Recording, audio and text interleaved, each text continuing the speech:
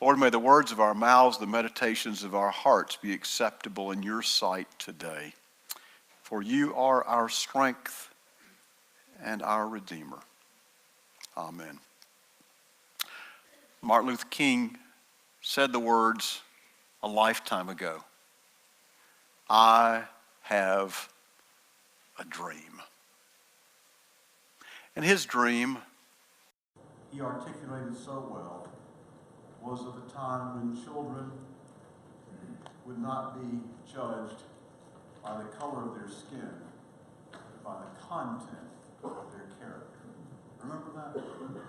I have a dream. He had a dream that didn't come to a lifetime, but he had a dream that transformed our country. When I was a child, I never had to worry about the indignity of having to drink out of a specified water fountain or walk into a building with a fear that I would be told I was not welcome. Dreams are powerful forces. And this morning we're going to talk about dreaming as a congregation. If you could have one dream fulfilled, what would it be? Queen Elizabeth I, who died some centuries ago, is reputed to have said minutes. That was her wish. What would you wish? If you could have one wish granted, what would it be? Some of you are as old as I am, and you remember I Dream of Jeannie. Anybody remember I Dream of Jeannie besides me? Barbara Eden, remember Barbara Eden popping out of that bottle? And Major, what was his last name? Major what? Anybody? What? Major Nelson. Thank you. Major Nelson. What would you dream? What would you ask for if you had a genie and you could only get one wish fulfilled? What would you do for yourself as a person? What would you ask for? What about as a family? What would you dream about? What about as a community of Kingsport? What would we ask for? What about as a nation? What about as a church? The question is asked in a dream of a man named Solomon. Solomon, we're going to see just in a moment, had become king, but it had not been easy. Remember his daddy, David? David had a sort of a messy family picture. He had lots of wives and lots of kids. And guess what? All the boys wanted to be king. And they were willing to kill each other to become king. And so had I been Solomon and you asked me, what do you want? I would have asked for security. Because everywhere you look, there's somebody wanting to kill you, and they're probably sleeping in the same house you're sleeping in. Abraham Maslow said security is one of the great needs, one of the primary needs every one of us has, security. But I want you to see what Solomon asked for. It's in 1 Kings chapter 3. We're going to read verses 1 through 15. They're going to be there on the screen. Excuse me. 1 Kings chapter 3. Now we're going to see right off one of Solomon's big mistakes. Solomon made an alliance with Pharaoh, king of Egypt, and married his daughter. Solomon had 300 wives. 300 wives. That means 80% every day. 80% of the days he got up and had an anniversary.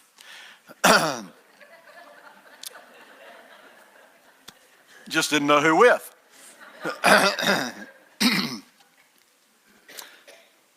And he married his daughter. He brought her to the city of David until he finished building his palace and the temple of the Lord and the wall around Jerusalem.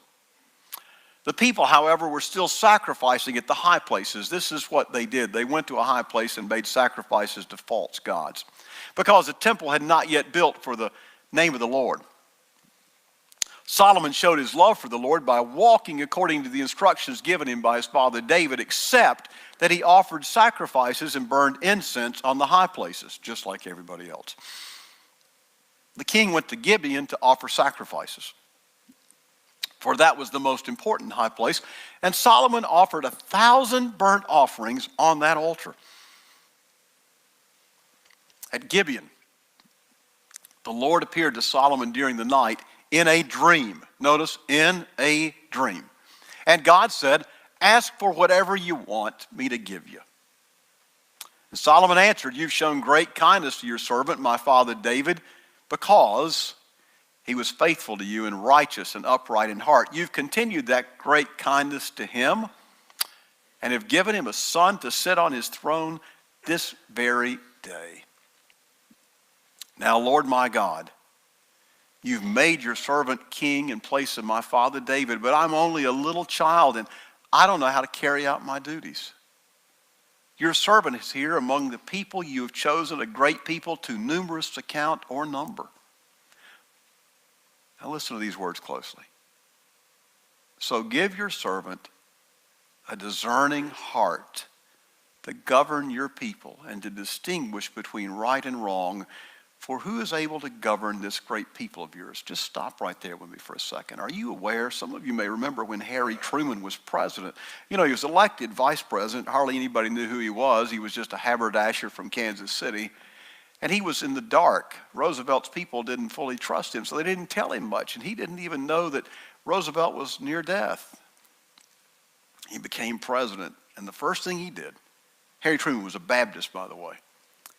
The first thing he did in the Oval Office was to say this prayer. I want you to read it with me again. So give your servant a discerning heart to govern your people and distinguish between right and wrong. For who's able to govern this great people of yours? Let's go ahead. The Lord was pleased that Solomon had asked for this. So God said to him, since you've ask for this and not for long life or wealth for yourself, and not ask for the death of your enemies, but for discernment in administering justice. I'll do what you've asked. I'll give you a wise and discerning heart so that there will never be anyone like you, nor will there ever be. Moreover, I'll give you what you've not asked for, both wealth and honor, so that in your lifetime you'll have no equal among kings. And if you walk in obedience to me and keep my decrees and commands as your father David did, I'll give you a long life. And then Solomon awoke and he realized it had been a dream. Have you ever had a dream like that? God says, I'll give you anything you want. Anything. What would you ask for? If I'd have been Solomon, I'd have asked, keep me away from my family, because they're all trying to kill me. But what's he asked for? First of all, he recognizes the challenges he's facing. He recognizes that he is not prepared to do the work that's about to be assigned to him. He realizes that if he tries to do it on his own, he's going to fail miserably. So, what would you ask for? This morning, I want to talk to you about some challenges facing the church in America in our day. And I want to talk with you about how we, as First Baptist Church, have an opportunity to respond. There's a man named Ed Stetzer, whom I follow quite closely. Ed Stetzer is the director of the Billy Graham Center for Evangelism at Wheaton University. Ed Stetzer may be the best analyst of American religion alive today. And I want to read you a quote that Stetzer talks about the changes in our country. He said, increasingly, Americans are giving up on God, or at least on organized religion. In 2007, I'm going to give you some numbers. In 2007, 16% of the people polled in the United States said they had no religion. 16%. That's not Christianity, it's no religion. No Christianity, no Buddhism, no Hinduism, no anything. That number had increased last year to almost 1 in 4 Americans who says they have no religion. Now, I want to tell you about an old friend of mine. He's now with the Lord. His name was Emmert. Emmert drove a wrecker. And Emmert was a very plain-spoken man. He ran for city commission where I lived in Gatlinburg, where Penny and I lived. And Emmert ran for city commission. And in Gatlinburg, then it took about 350, 400 votes to win. That was about it. If you were in the right family, your family could all vote for you and you could win. So Emmert ran. And he got 48 votes. And Emmert was a friend of mine, so I went by the gas station the next day. And I said, Emmert, what are you thinking about running? He said, I'll tell you what I learned, preacher. I said, what is that? He said, there's 350 of the biggest liars ever walked the face of the earth in this town. I said, what do you mean, Emmert? He said, me and my wife counted 400 people walked out of the polls and swore they just voted for me. And I got 48 votes. Well, sometimes we fib about things, don't we? Sometimes we fib about church attendance. In fact, if you ask Americans, did you go to church last Sunday? 40% of Americans will say yes. Reality is it's about 17%. And in Tennessee, we're a little fortunate. It's about 22%. That means 78% of Americans, of Tennesseans, are not in church anywhere on Sunday. So, what does that mean? What's the cause of it? So Stetzer and a group called the American Church Research Project have deduced these things that are changing the way we go to church. Youth sports. We'll talk about that a little bit more in a second, about Sundays and Wednesdays. Vacation homes. Long weekends away from school. We've had back-to-back. You can tell a difference.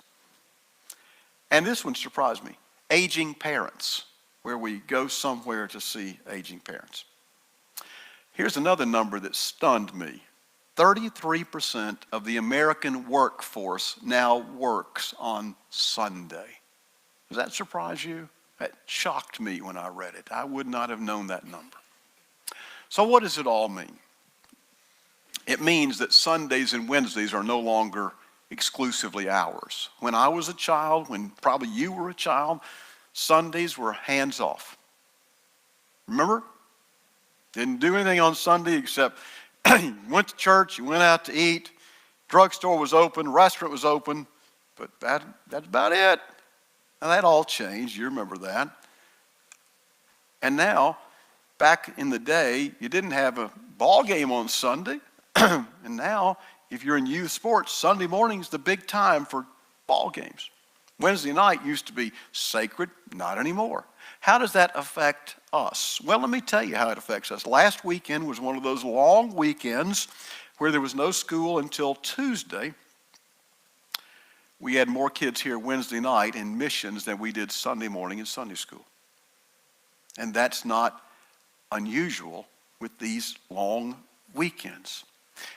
Used to be, 25, 30 years ago, people said they were good church members, active church members, if they were here 80 to 90% of the time. Now that same self-described definition is 50 to 70% of the time. Now if you showed up at work 50 to 70% of the time, would you get a commendation? Would you get a raise? If you showed up at school, if your kid's at school 70% of the time, are they going to say, get you a blue gold star? So you see, we're facing some challenges. And again, all this from the American Church Research Project, if you want to look it up.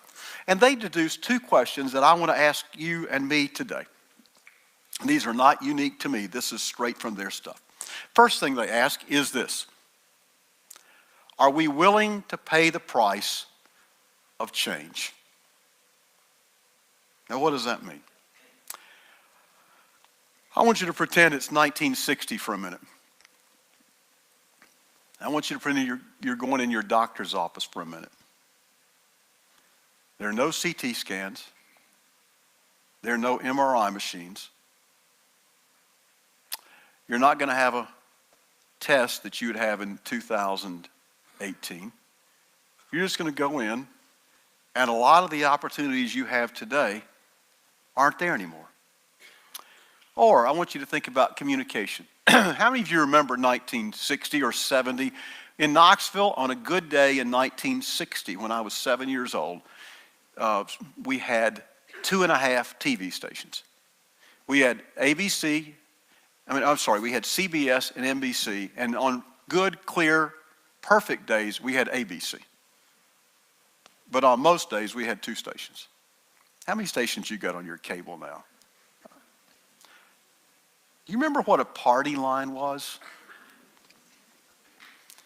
How many of you would like to live without these? Now, I want you to imagine communication or health care as it was delivered in 1960. You would not think that was adequate, would you? So what does that mean for the church?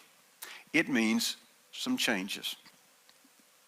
One of the changes we're already beginning to implement is that this fall, our preschool will go from being a part-time event to a full-day event. And that is a demographic change that is something we got to do if we want to reach people. Because increasingly in our community, there are single adult parent families, or there are 2-income families. Neither of those groups is currently eligible to come to our preschool. So if we're not going to open our doors, we're telling a lot of folks, sorry. That's one of the changes. Another of the changes we're seeing is a change in curriculum ideas for Sunday school. We're going to talk about this in February. We're going to talk to all of you who teach adult Sunday school. What are you using? What's your best practice? In fact, right now while I'm preaching, I just got an email from a Sunday school class. Did y'all know that? There's a certain Sunday school class every Sunday right before I get up, I get an email from it. It doesn't say keep the sermon short. It just tells me how many they had in Sunday school. It tells me who in their class is sick, and it tells me who's got a birthday and an anniversary this week. I get that right before or during the sermon. I felt the phone go off just a minute ago. You know, that's something we couldn't do 30 or 40 years ago. I found out this morning, I taught a Sunday school class this morning, I found out they have a Facebook page just for their Sunday school class. We're going to talk about best practices. We're going to talk about best practices in learning. We're already doing that. Last year, I meet every year with a group of pastors from across the country. In fact, we meet in about a week and a half. We're from New York City. We have an African-American friend in New York City, in Brooklyn. We have friends in Miami who speak primarily to Hispanic communities. I have friends in Phoenix. And we all get together once a year and talk about what's going on in churches. And we'll do that next week. And last year, I came to the group and I said, what are you finding that is speaking to families with children? And 3 of my friends from San Antonio, from Florida, from Pensacola, and from Houston all said the same thing. We're using a curriculum for children called Orange. So I came back, and Cookie had just taken over as our interim, and she and the delegation went down to Atlanta and learned about it, and we have been implementing it. It's not without its pain, it's challenging, but let me tell you what I heard this morning. I taught a young adult class this morning with parents with children. I said, what do you think about this new curriculum? And I want you to hear what they said. They said, our kids can tell us when they come home what they've studied in Sunday school. And that's terrific. They said we can talk about, what'd you talk about? And they can tell us. Now, I don't know what you think about that. I think that's pretty exciting. If I'm a parent, I'm pretty excited about that. So what I'm saying is this. Change is who we are. Second question. Are we willing to create new pathways that will allow the work of God to advance? Again, this question is from the American Church Research Project. Now, we don't have a magic wand. We cannot make it 1960 all over again. And you know what? I wouldn't want to make it 1960 all over again, would you? I wouldn't want to go back. I wouldn't want to go back to a time like that, because now we live in a time when our church can proudly say we've got a recovery ministry and anybody who's hurting is welcome here. And we couldn't have said that in 1960. And we can say proudly that we have male and female in leadership all across every spectrum of our congregation. And we couldn't have said that in 1960, could we? We're a different place than we were in 1960. And that means we've got different demands.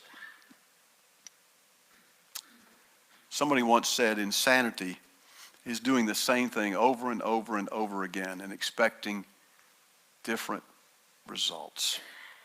So what did Solomon do?